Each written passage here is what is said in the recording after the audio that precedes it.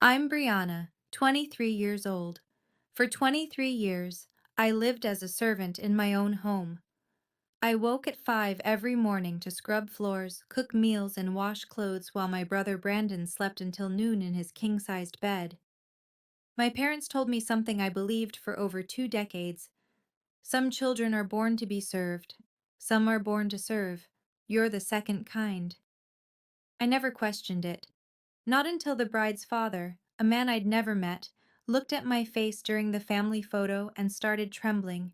He pulled me aside and asked a question that shattered everything I thought I knew. Do you know who your real mother is? Before I continue, if this story resonates with you, please take a moment to like and subscribe, but only if you genuinely want to hear what happened next. And if you're watching, drop a comment telling me where you're from and what time it is there. Now, let me take you back to the morning of Brandon's wedding, the day I thought would be the worst of my life. We lived in a two-story colonial in Fairfield County, Connecticut, the kind of neighborhood where every lawn was manicured and every family drove European cars. Our neighbors were surgeons, attorneys, partners at hedge funds. From the outside, the Patterson household looked like the American dream. From the inside, it was my nightmare. My bedroom wasn't a bedroom. It was the basement, a concrete floor, no windows, a thin mattress that smelled like mildew. The furnace hummed 3 feet from my head. In winter, it was the only warmth I had. In summer, it was suffocating. Every morning at 5, my alarm would ring. By 5:15, I'd be upstairs in the kitchen, scrubbing the granite countertops, preheating the Viking stove, pulling eggs and bacon from the Sub-Zero refrigerator. The kitchen island was Italian marble, Calicotta, Donna once bragged to her book club. I knew every vein in that stone because I polished it daily. Gerald would come down around 7, his Wall Street Journal tucked under his arm, his Tag Heuer glinting on his wrist. He'd settle into his leather armchair in the breakfast nook, never once looking at me. Is it done? He'd ask without lifting his eyes from the headlines. Yes, Mr. Patterson. The coffee's weak today. Make it stronger tomorrow. That was the extent of our conversations. 23 years of monosyllables and commands. I'd set his plate on the table, the good china, the Wedgwood with the silver rim, and retreat to the kitchen. My place was never at that table. My place was beside the sink, eating whatever scraps were left after the family finished. But the thing that hurt most wasn't the cold basement or the endless chores. It was the way they referred to me. Brandon's room was on the second floor, corner unit, with bay windows overlooking the garden. He had a 65-inch Samsung mounted on the wall, a PlayStation 5, and a walk-in closet bigger than my entire basement. He went to St. Thomas Academy, $45,000 a year, lacrosse team, college prep. I stayed home. Homeschooled, Gerald told the neighbors whenever they asked. The truth was simpler. No one taught me anything. I learned to read from old magazines Donna threw away. I learned math by counting change at the grocery store. When Brandon turned 18, Gerald handed him the keys to a white BMW 3 Series. I didn't have a driver's license. I didn't have a single form of identification. Your documents got lost in a fire, Donna told me once when I was 12 and asked why I couldn't enroll in the local middle school. It's too complicated to replace them. You're better off here with us. I believed her. Why wouldn't I? She was my mother. Brandon had an American Express Platinum card linked to Gerald's account. No limit. He bought sneakers that cost more than I'd touched in my entire life. I owned 3 dresses, all hand-me-downs from Donna, altered to fit my smaller frame. At dinner, the family sat together. Brandon would talk about his classes, his friends, his weekend plans. Gerald would nod approvingly. Donna would smile and refill his glass. I stood in the kitchen doorway, waiting to clear the plates. Once, when I was 14, I asked Donna why I couldn't sit with them. She laughed like I'd told a joke. Brianna, honey, the table only seats 3. It seated 6. I'd counted. That night, I realized something I'd never admitted to myself. I wasn't part of this family. I never had been. Gerald called them the family rules. He'd written them on an index card when I was 5 and taped it to the inside of my basement door, the only decoration I was allowed. Rule 1: You do not sit at the family table. Rule 2: You do not call us Mom or Dad. You will address us as Mr. Patterson and Mrs. Patterson. Rule 3: You do not leave the house without permission. Rule 4: You do not speak to strangers. The consequences for breaking these rules lived in the kitchen pantry. A thin rattan cane, the kind you'd use on furniture, hidden behind the cereal boxes. Gerald only had to use it twice before I understood. The first time, I was 7. I'd called Donna Mommy in front of her sister. The welts on my palms lasted 2 weeks. The second time, I was 16. I'd saved grocery change for months, $17.32, and walked to the bus station 3 miles away. I was going to leave. I was going to find someone who could help me. The police brought me back within 2 hours. She doesn't have any ID, they told Gerald at the door. No identification whatsoever. Is she yours? Gerald smiled, the warm, concerned smile of a loving father. She's our daughter. Troubled girl, mental health issues. Thank you so much for bringing her home, officers. They left. Gerald locked the door. I spent 3 days in the basement without food. When he finally let me out, he leaned close and whispered, "Without papers, you don't exist. And if you don't exist, no one will ever believe you. No one will ever help you. Do you understand?" I understood. For 7 more years, I never tried to leave again. Brandon wasn't cruel the way Gerald was cruel. He didn't hit me. He didn't lock me in basements or starve me for days. He simply didn't see me. To Brandon, I was furniture, functional, forgettable, there when needed. "Brianna, coffee." "Brianna, my room's messy." "Brianna, I need the car washed before my date." When his friends came over, he'd introduce me with a wave of his hand. "That's our housekeeper." Not sister, not family. Housekeeper. No one ever questioned it. I looked nothing like the Pattersons. They all had brown eyes and sandy hair. My eyes were green, almost emerald in certain light, and my hair was dark chestnut. I'd asked about it once, years ago. Donna slapped me and told me to stop asking stupid questions. At 26, Brandon was handsome, confident, and employed at one of the biggest real estate firms in Connecticut. He hadn't earned the job. His fiance's father had arranged it. Victoria Whitmore, blonde, poised, daughter of Richard Whitmore, CEO of Whitmore Properties, worth $47 million. Brandon had proposed to her 3 months ago at Pear Se in Manhattan, with a 2-carat diamond ring he'd charged to Gerald's card. The Pattersons were ecstatic. This marriage wasn't just love, it was a ladder. I overheard Gerald talking to Donna the night of the engagement. "This is it. This is how we get into their circle. Richard Whitmore could change everything for us." They didn't know that Richard Whitmore would change everything, all right. Just not the way they expected. The woman Brandon was marrying would become instrumental in destroying the life the Pattersons had built. Not because of her, because of her father. I was 15 when I finally asked the question I'd been holding inside for years. Donna was in the living room, flipping through a Pottery Barn catalog, marking pages with Post-its. I'd just finished mopping the floors and my hands were raw from the bleach. "Mrs. Patterson?" She didn't look up. "What? Why am I different from Brandon?" The catalog lowered. Her eyes, cold, flat, the color of dishwater, met mine. "Different how? Why does he get to go to school? Why does he sit at the table? Why do I have to—" "Because." She cut me off, her voice sharp as broken glass. "Some children are born to be loved. Some children are born to help others. You're the second kind, Brianna.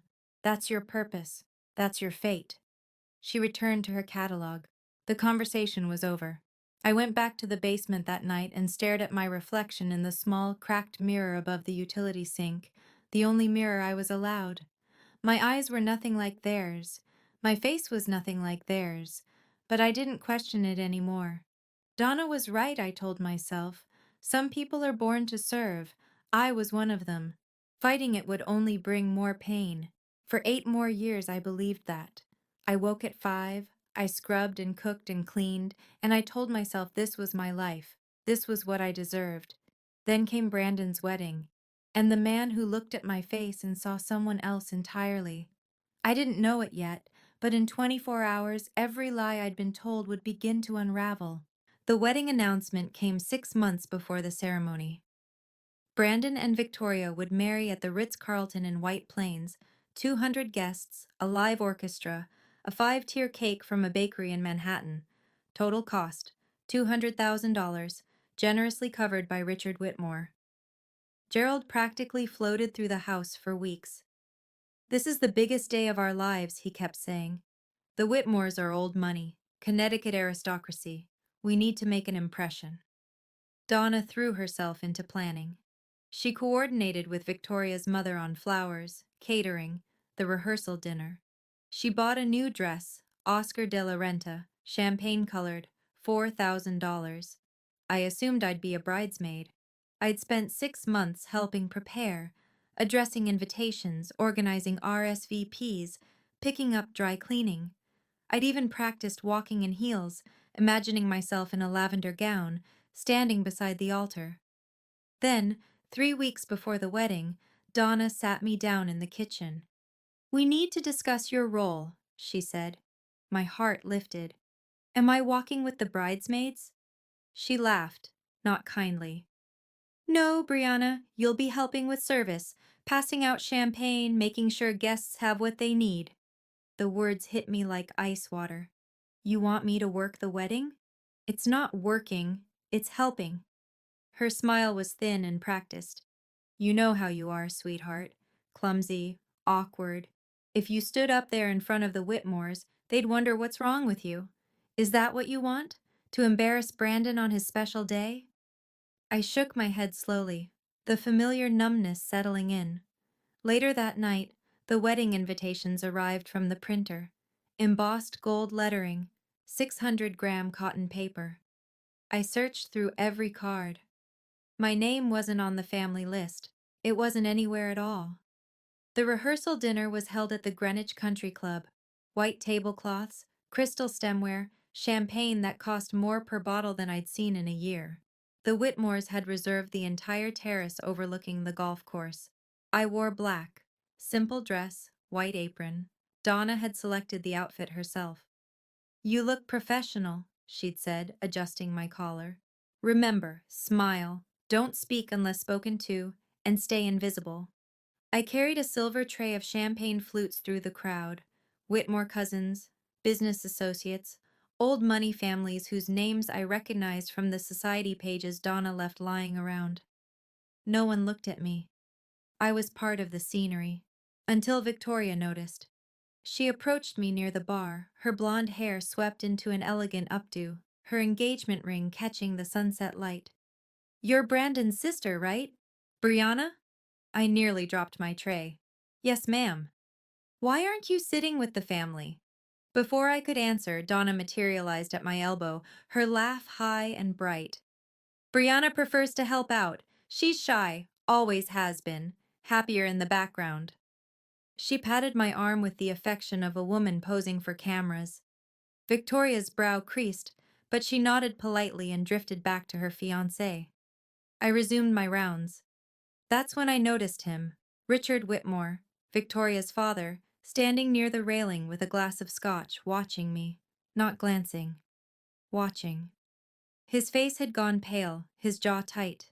He approached slowly. "Excuse me, what's your name?" "Brianna, sir." "Brianna." He said it like he was testing the sound. Do you happen to know who your birth mother is?" The question made no sense. "I'm sorry?" He stared at me for a long moment, then excused himself abruptly and walked toward the parking lot, phone already pressed to his ear. Donna watched him go, her smile frozen, her knuckles white around her champagne glass. The night before the wedding, I sat alone in my basement.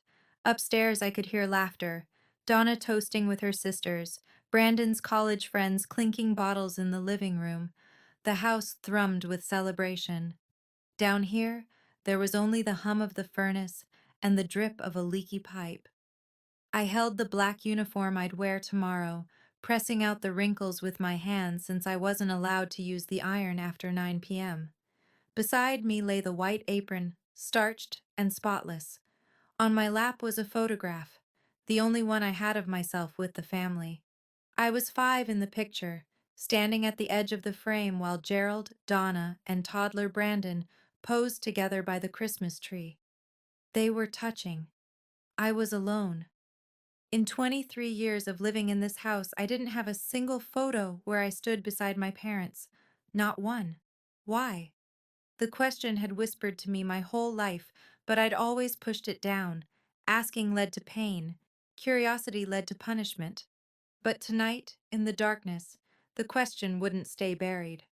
Why didn't I look like them? Why did they treat me like a stranger? Why had they kept me hidden for so long? I thought about Richard Whitmore's face at the rehearsal dinner, the way he'd gone pale, the tremor in his voice when he asked about my mother. He'd looked at me like he knew me, like he'd been looking for me. But that was ridiculous. No one had ever looked for me. No one had ever wanted me. Tomorrow I would serve champagne at my brother's wedding, while my family pretended I didn't exist. Then life would go on, exactly as it always had. At least, that's what I believed. I had no idea what was coming. I woke at 4 a.m. on the morning of Brandon's wedding. The house was silent.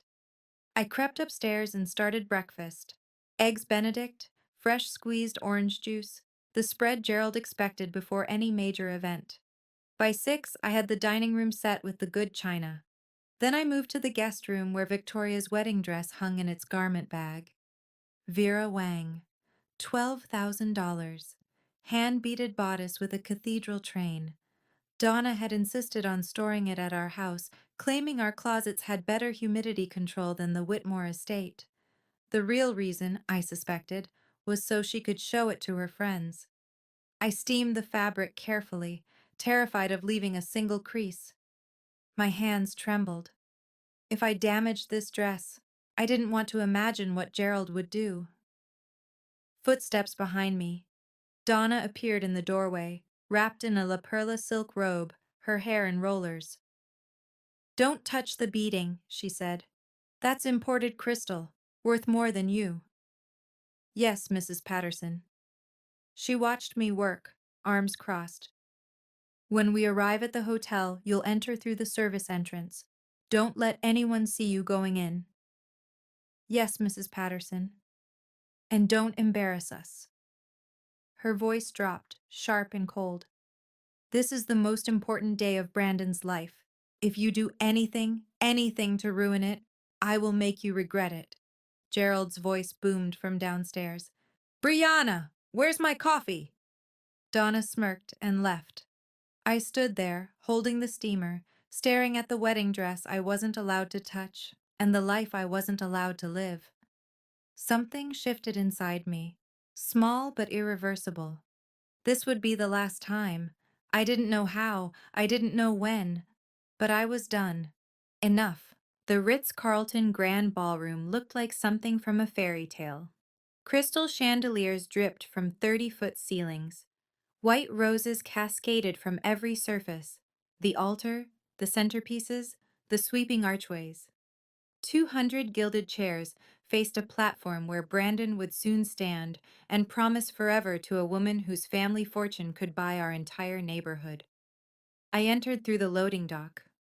The catering manager handed me a silver tray and pointed toward the ballroom. "Champagne service. Keep moving, keep smiling, don't engage in conversation." I nodded and took my position. Guests streamed in. Women in designer gowns, men in bespoke suits, diamonds glittering under the chandeliers. I wove between them, offering flutes of Veuve Clicquot, my eyes fixed on the floor. A woman in Chanel stopped me. "Excuse me, are you with the hotel?" "Yes, ma'am." The lie came easily. Gerald passed by without a glance. Donna paused just long enough to whisper, "Your posture is terrible. Stand up straight." Then Brandon appeared with his groomsman, laughing, adjusting his Tom Ford cufflinks. He saw me and waved me over. "Brianna, hey, make sure there's extra shrimp at my table. You know how Dad gets." "Of course." He turned back to his friends. One of them, a former lacrosse teammate, squinted at me. "Who's that?" "Housekeeper," Brandon said. "She's worked for us forever." The words sliced through me. Housekeeper, not sister, not family. But I didn't react. I'd learned long ago that reactions led to punishment. I returned to circulating, offering champagne to people who looked through me like glass. Then I felt it, someone watching. I turned. Across the ballroom, Richard Whitmore stood alone, his champagne untouched, his eyes locked on my face. He wasn't just watching this time. He was studying me. The ceremony began at 4 o'clock. A string quartet played Pachelbel's Canon as Victoria floated down the aisle in her Vera Wang gown, the train trailing 15 feet behind her. Brandon waited at the altar, beaming, his hands clasped in front of him. Gerald and Donna sat in the front row, dabbing their eyes with monogrammed handkerchiefs. I stood at the back of the ballroom, tray in hand, watching my family from 50 feet away. The officiant spoke about love, commitment, the sacred bond of marriage. Brandon's voice cracked when he said his vows. Victoria's eyes glistened as she slipped the Tiffany band onto his finger. They kissed. The room erupted in applause, and I stood there, invisible, holding champagne I wasn't allowed to drink. For a moment, I let myself imagine a different life, one where I sat in that front row beside Donna, one where I wore a lavender dress and held a bouquet of roses, one where Brandon introduced me to his bride as my sister Brianna instead of our housekeeper. But that life didn't exist. Maybe it never had. The crowd rose for the recessional. Brandon and Victoria swept down the aisle, arm in arm, showered with rose petals. As they passed, Donna caught my eye. Her expression wasn't warm. It wasn't proud. It was a warning. "Don't forget your place." I lowered my gaze. Somewhere in the crowd, I felt that watching presence again. Richard Whitmore, standing near the back, hadn't clapped once. He hadn't taken his eyes off me for the entire ceremony. I didn't understand why, but a strange feeling crept through my chest, something I hadn't felt in years. Hope. And I didn't know what to do with it. If you've made it this far, I think you understand why I'm telling this story. You might know what it feels like to stand inside your own family and still be treated like an outsider. To serve people who refuse to acknowledge you exist. Let me ask you something. Have you ever had to serve someone who wouldn't even admit you were part of their family? If you have, I want to hear about it. Drop a comment. Let me know I'm not alone. And if this story is hitting close to home, please like and subscribe, because what happened next changed everything I thought I knew about myself. I'll be right back. The reception began with champagne toasts and a 12-piece jazz band. I worked the Whitmore family table, refilling water glasses, clearing appetizer plates. Victoria's mother smiled politely at me. Her aunts and uncles chatted amongst themselves about summer homes in the Hamptons. Richard Whitmore sat at the head of the table, barely touching his food. Every time I approached, I felt his gaze. It wasn't uncomfortable exactly, not predatory or cold. It was something else, something I couldn't name. When I reached to clear his salad plate, his hand shot out and caught my wrist, gently but firmly. "I'm sorry," he said, his voice low. "I need to ask you something." "Of course, sir." "Your name is Brianna?" "Yes." "Brianna Patterson?" "Yes, sir." He released my wrist. His hand was trembling. "Do you know who your mother is? Your real mother?" The question again, the same one from the rehearsal dinner.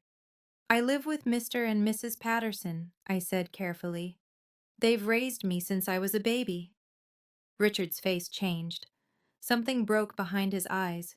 Grief, or maybe recognition. "Excuse me," he whispered, and stood abruptly from the table. I watched him walk toward the terrace doors, pulling out his phone. Through the glass, I could see him pacing, speaking intensely to someone on the other end. Victoria noticed. "Is my dad okay?" I didn't know how to answer. At the family table, Donna was watching the scene unfold. Her champagne glass paused halfway to her lips. She leaned toward Gerald and whispered something. He turned, found me with his eyes, and his expression hardened into something I recognized. Fear. I'd never seen Gerald Patterson afraid of anything. Until now. The photographer clapped his hands and called for the family portraits. "Bride and groom's families, please gather by the floral arch." The Whitmores assembled first. Richard, his wife Eleanor, Victoria's brother and his wife, a cluster of elegant relatives in coordinated pastels. Then the Pattersons. Gerald straightened his tie. Donna smoothed her Oscar de la Renta. Brandon wrapped an arm around Victoria's waist. I stayed back, tray in hand. The photographer scanned the group, then pointed at me. "What about her? Is she family?" Silence. Gerald's smile tightened. Donna looked at the floor. Brandon said nothing. Then Richard Whitmore's voice cut through the awkward pause. "Yes, she's family. Brianna, please come stand beside me." I froze. "Sir?" "You heard me." His voice was calm but firm. "Come here." I set down my tray. My legs felt like they belonged to someone else as I walked toward the group. Gerald's face flushed red. He couldn't object, not to Richard Whitmore, not the man paying for this entire wedding, but I could see his jaw working, the fury barely contained. Richard placed his hand on my shoulder. His palm was warm, steadying. "Right here," he said softly. "This is where you belong." The photographer adjusted his lens. "Everyone ready? Big smiles." The flash fired. Richard kept me close as the photographer showed him the preview on the camera's screen. I watched his face as he zoomed in on the image, specifically on me. His eyes went wet. "Those eyes," he murmured, almost to himself. "That chin. My God." He pulled out his phone again and walked away, dialing. I heard only fragments. "It's her, I'm certain. Get the file. The FBI cold case from 2003, and prepare a DNA kit, tonight." My heart stopped. What had he just said? The moment the photographer moved on, Gerald's hand clamped around my arm. "Outside. Now." He pulled me through a service corridor, past the kitchen, into a narrow hallway where crates of champagne were stacked against the wall. The noise of the reception faded to a distant hum. "What did you tell him?" Gerald's face was inches from mine, his breath hot with whiskey. "Nothing. I swear I didn't." "Don't lie to me." His grip tightened until I winced. "Why was Whitmore asking about your mother?" "I don't know. He just asked, and I said I lived with you." Gerald shoved me against the wall. The crates rattled. "Listen to me carefully." His voice dropped to a hiss. "If you say anything, to anyone about our family, I will throw you out on the street. No money, no clothes, nothing. You'll be homeless within a week. Do you understand?" Donna appeared at the end of the hallway, her heels clicking against the concrete. "What's happening?" "Whitmore keeps asking questions about her." Gerald jerked his head toward me. "Something's wrong." Donna's eyes narrowed. She approached slowly, her champagne-colored gown swishing against the floor. "Brianna," her voice was ice. "After the reception, you're staying to clean. You don't speak to anyone, and whatever Mr. Whitmore wants to discuss, you tell him nothing. We are your family. We saved you. Without us, you'd be dead in a gutter somewhere." She smiled, that practiced public smile. "Now get back to work, and if you embarrass us again, I promise you'll regret it." They left me there, shaking, alone among the champagne crates. Gerald's words echoed in my head. "Without papers, You don't exist. But Richard Whitmore thought I did exist. He thought I was someone. The question was, who? I returned to the reception floor in a daze. The jazz band had started, and couples swayed on the dance floor, Brandon and Victoria in the center, their foreheads touching, the picture of newlywed bliss. Gerald and Donna sat at the family table, laughing with guests, performing their roles as devoted parents. I picked up my tray and resumed circulating, but my hands wouldn't stop trembling. Gerald was right. Without documents, without proof of identity, I was no one. If I tried to leave, I'd be picked up by police within days, a vagrant with no name, no history, no one to claim her. This was my life. It always had been. It always would be. I drifted toward the ballroom's edge, toward the exit. Maybe I could just slip away, disappear into the night, walk until my legs gave out and let whatever happened next happen. What difference did it make? No one would miss me. No one would even notice I was gone. Brianna. I turned. Richard Whitmore stood behind me, his face etched with something I didn't recognize. Concern? Grief? May I speak with you privately? Just for a moment. I glanced toward the family table. Donna was watching us, her smile frozen. I don't think I should. Please. His voice cracked. It's important. I've been looking. I've been looking for someone for a very long time. He reached into his jacket pocket and pulled out a photograph. It was old, faded, soft at the edges, like it had been handled countless times over many years. A young woman holding an infant, dark chestnut hair, green eyes, eyes exactly like mine. Do you recognize anyone in this picture? Richard asked quietly. My throat closed. I I don't know who that is. But something deep inside me stirred, something that felt like remembering. Richard led me to the terrace overlooking the hotel gardens. The night air was cool. Inside, the reception continued, clinking glasses, bursts of laughter, the band launching into a Sinatra standard. Out here, there was only the distant hum of traffic and the hammering of my own heart. Richard held the photograph toward me again. In the soft light from the ballroom, I could see it more clearly now. The woman was young, mid-20s maybe, with a tired but radiant smile. The baby in her arms was wrapped in a pink blanket, eyes closed, impossibly small. This is my sister Margaret, Richard said, and the baby is her daughter, Brianna Ashford Whitmore. I stared at him. I don't understand. 23 years ago, Margaret's baby was taken from Stanford Hospital, kidnapped from the nursery in the middle of the night. His voice wavered. My sister spent 5 years looking for her. She hired investigators, worked with the FBI, never stopped believing her daughter was alive. He swallowed hard. She died when the baby would have been 5. Heart failure, but the doctors said it was grief. She simply gave up. I'm so sorry. My voice came out as a whisper. But I don't see what this has to do with me. Richard turned to face me fully. Brianna. The baby's name was Brianna. She had green eyes, rare in our family, but Margaret had them too. He gestured toward my face. That nose, that chin, the shape of your mouth, it's identical. I took a step back. Mr. Whitmore, I think you're confused. I've been searching for 23 years. Tears streamed down his cheeks.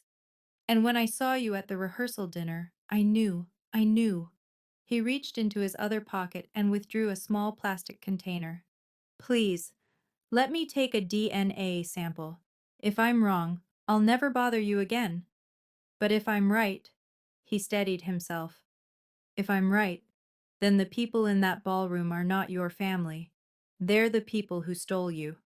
The words hung in the air like smoke. Stole you. For 23 years, I'd been told I was worthless, born to serve, lucky to have a roof over my head, and now this man, this stranger, was telling me I might have been stolen, that the people who raised me might be criminals, that I might have a family who actually wanted me. It was too much, too impossible. I can't. I said, backing away.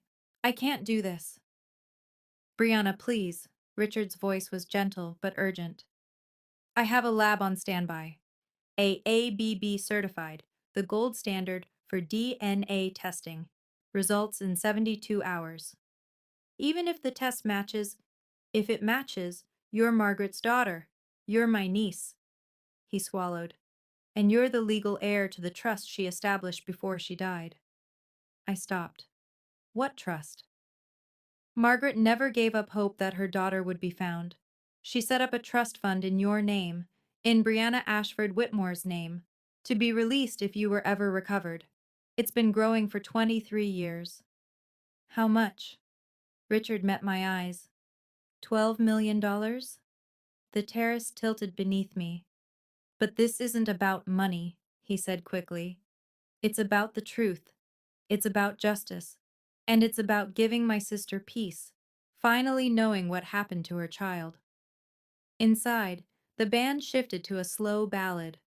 I could see Donna through the glass doors, scanning the room, looking for me, looking for her property.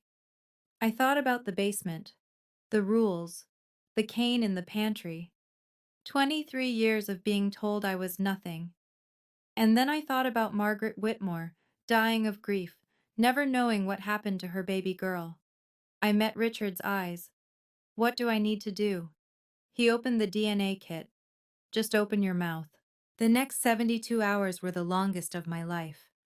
I went back to my routine, waking at 5, scrubbing, cooking, cleaning. But everything felt different now. Every time Gerald barked an order, I looked at his face and wondered, did you buy me? Every time Donna criticized my work, I heard Richard's voice. The people who stole you. They noticed the change. What's wrong with you? Donna demanded on the second morning. I'd let the coffee sit too long, and it had turned bitter. Nothing, Mrs. Patterson. I'm just tired. You're always tired. She poured the coffee down the sink. Make another pot, and this time, pay attention. I made another pot. I washed the dishes. I folded the laundry. But in my pocket, I carried the slip of paper Richard had given me, his personal cell phone number, written in blue ink. Brandon and Victoria had left for their honeymoon in Bali. The house felt quieter without him, but no less oppressive. On the third night, I lay awake in the basement, staring at the concrete ceiling, counting the hours. Then my phone buzzed. The old Nokia, the only device I owned, purchased with saved grocery change, glowed with a text message from an unknown number. Results are in. Can you meet tomorrow? 10 a.m. Cafe on Main Street. R.W. My heart stopped, then started again, racing. I typed back, I'll be there. The next morning, I told Donna I needed to buy cleaning supplies. She barely looked up from her magazine. Be back by noon. I have guests coming for lunch. Yes, Mrs. Patterson. I walked out the door and kept walking. Toward the truth, toward the answer to every question I'd been too afraid to ask. The cafe was a small place on Main Street. Exposed brick, mismatched furniture, the smell of fresh espresso. Richard was already there when I arrived, seated at a corner table with a manila envelope in front of him. His eyes were red like he hadn't slept. Brianna. He stood as I approached. Thank you for coming. What do the results say? He didn't answer immediately. Instead, he slid the envelope across the table. I opened it with trembling fingers. The document inside was covered in numbers and technical language, alleles, loci, probability calculations, but one section was highlighted in yellow, combined paternity index 99.97%. Conclusion: the tested individual, Brianna Patterson, is the biological daughter of Margaret Eleanor Whitmore, deceased. I read it 3 times, 4 times. The words didn't change. You're my niece, Richard said softly. You're Margaret's daughter. You're Brianna Ashford Whitmore. The room tilted. I gripped the edge of the table. This is real? It's real. I've already contacted the FBI. The cold case from 2003 is being reopened. He reached across the table and placed his hand over mine. Gerald and Donna Patterson will be investigated. If they acquired you through illegal means, if they purchased you from traffickers, they'll be prosecuted. Prosecuted. The word tasted foreign. Federal charges, human trafficking, document fraud, child endangerment. Richard's voice hardened. They could face 15 to 20 years. I sat back in my chair, the DNA report clutched against my chest. 23 years. 23 years of basements and beatings and being told I was born to serve. And none of it was true. I wasn't worthless. I wasn't unwanted. I had a family, a real family. A mother who had loved me so much she died of grief when she lost me. And now, finally, the truth was coming to light. I want to pause here for a moment, because this is where everything changed. For 23 years, I believed I was nothing, that I deserved nothing. And in 72 hours, a DNA test destroyed that lie completely. But now I had a choice to make. I could walk away quietly, start over somewhere new, and never look back. Or I could let the truth come out, let Gerald and Donna face what they'd done. What would you do? Tell me in the comments. I want to know. And if you're still with me, hit subscribe, because the final confrontation is coming, and it's going to change everything. 1 week later, the trap was set. Richard had invited the Patterson family to his estate in Greenwich, a 12-bedroom mansion on 5 acres, with stone gates and a circular driveway lined with topiaries. The official reason was discussing business opportunities for Brandon. Gerald had been ecstatic when the invitation arrived. "This is it," he'd crowed at dinner. "Richard Whitmore wants to bring me into his inner circle." I knew this marriage would pay off. Donna had spent 3 days selecting her outfit. A pale blue Armani pantsuit, pearl earrings, her hair freshly highlighted. Brandon and Victoria were flying back early from Bali specifically for the meeting. No one suspected anything. I was instructed to come along, of course. "To help serve refreshments," Donna said, as though it were obvious. I didn't argue. When we pulled up to the Whitmore estate, Gerald let out a low whistle. "This must be worth 30 million, easy." "More," Donna murmured, her eyes gleaming. We were ushered into the main sitting room, a cavernous space with 20-foot ceilings, oil paintings in gilded frames, furniture that looked like it belonged in a museum. Richard greeted us warmly, shaking Gerald's hand, kissing Donna's cheek. "Please, make yourselves comfortable. Brandon and Victoria should be here any moment." I hung back near the doorway, watching. Gerald didn't notice the other people in the house, the man in the gray suit waiting in the adjacent room, the woman with the manila folder on her lap. But I did. Richard caught my eye and gave an almost imperceptible nod. The FBI agents were in position. The evidence was ready. And Gerald and Donna Patterson had walked straight into the reckoning they'd spent 23 years avoiding. A housekeeper brought in a mice and tea service, bone china worth more than the Patterson family car. Donna accepted her cup with exaggerated graciousness, crossing her legs at the ankle like she'd seen in old movies. "This is a beautiful home, Richard," she said. "Just stunning." "Thank you." Richard settled into his armchair, his expression pleasant but unreadable. "I wanted to discuss something with you before Brandon arrives. Something about Brianna." Gerald's cup rattled against its saucer. "Brianna?" "Yes."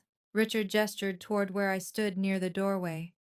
"She's been part of your family for quite some time, hasn't she?" "Since she was a baby," Donna said quickly. "We adopted her when she was just a few months old. Gave her everything, a home, food, education. We've been very good to her." "Adopted." Richard nodded slowly. "That's interesting, because I had my attorneys check the county records. There's no adoption paperwork on file for anyone named Brianna Patterson." Silence.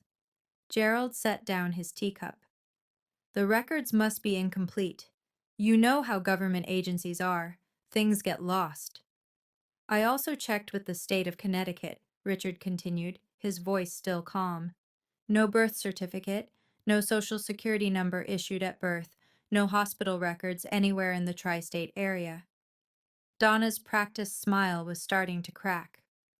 What exactly are you implying, Richard? I'm implying that Brianna has no legal identity, no documentation whatsoever. He leaned forward. Which raises a very interesting question. Where did she come from? Gerald stood abruptly. I don't know what kind of game you're playing, but I don't appreciate the accusation. Richard didn't flinch. It's not an accusation, Gerald. Not yet. He opened the leather portfolio on the table beside him.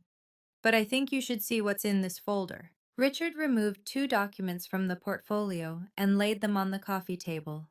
The first was the DNA report, the one I'd already seen, with its highlighted conclusion and its 99.97% certainty. The second was older, a photocopied FBI report with a case number at the top and the word confidential stamped in red.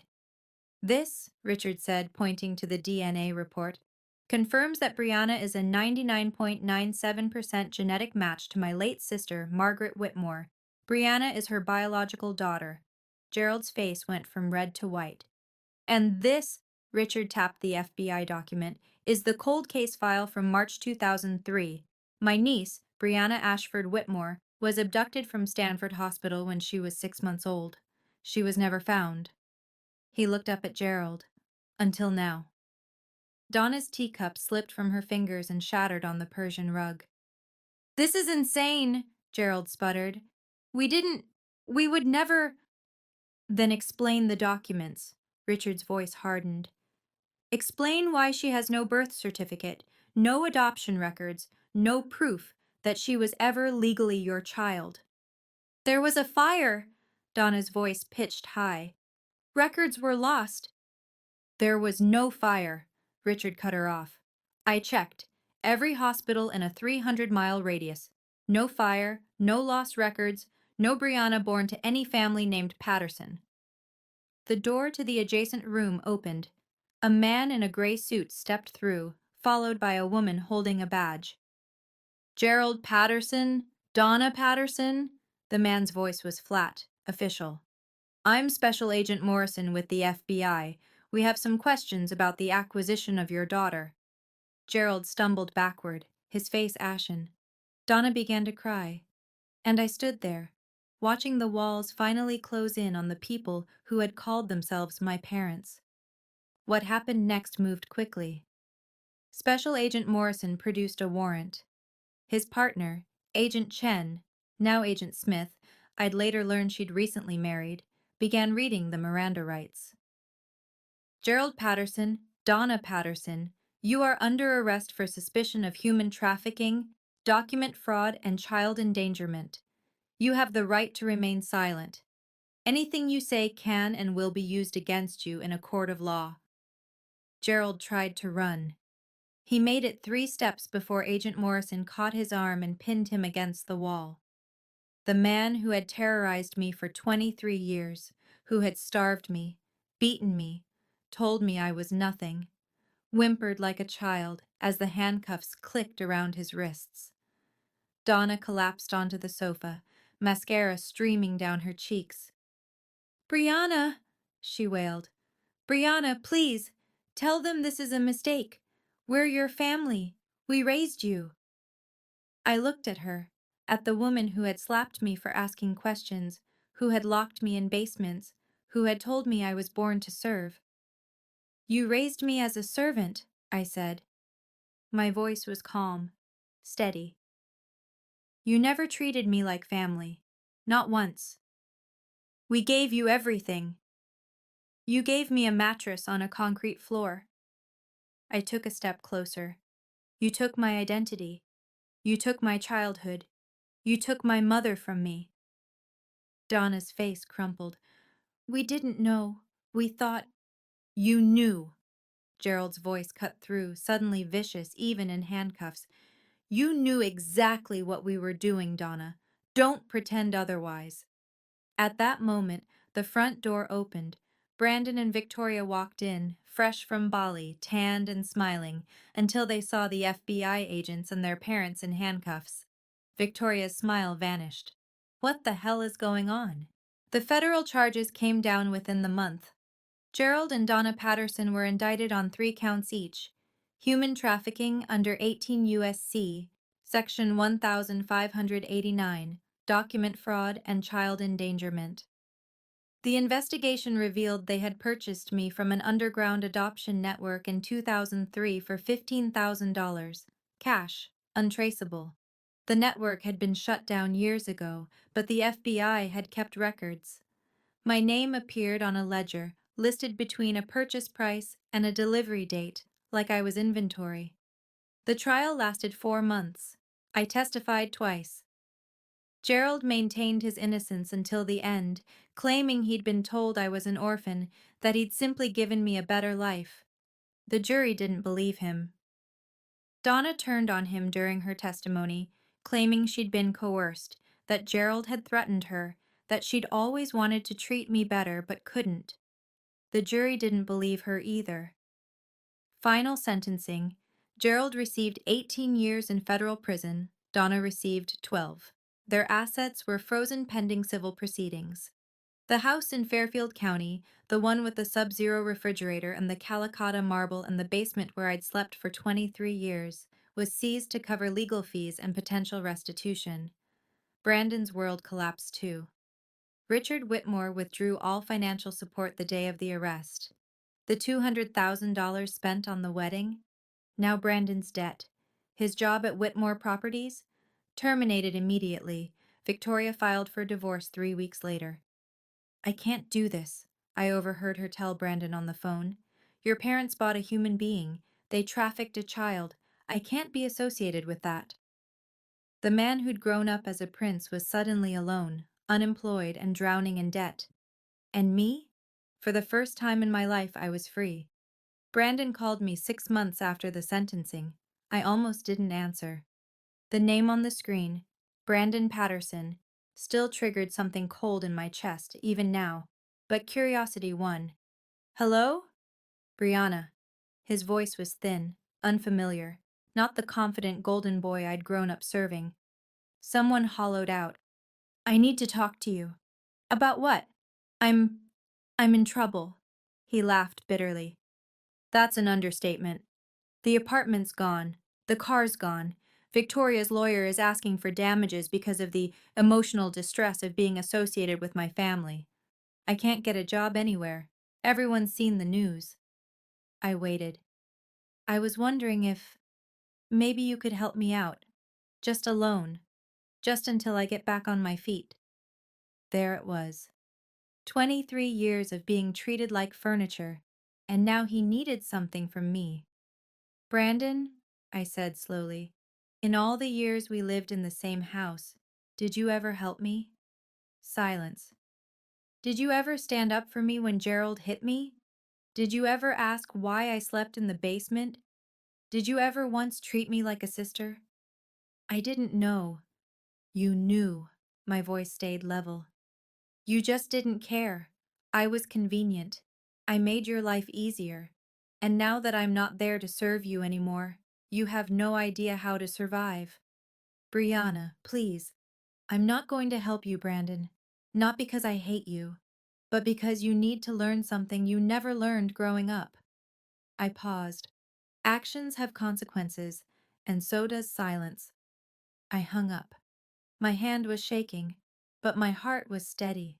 For the first time in my life, I had set a boundary, and I intended to keep it.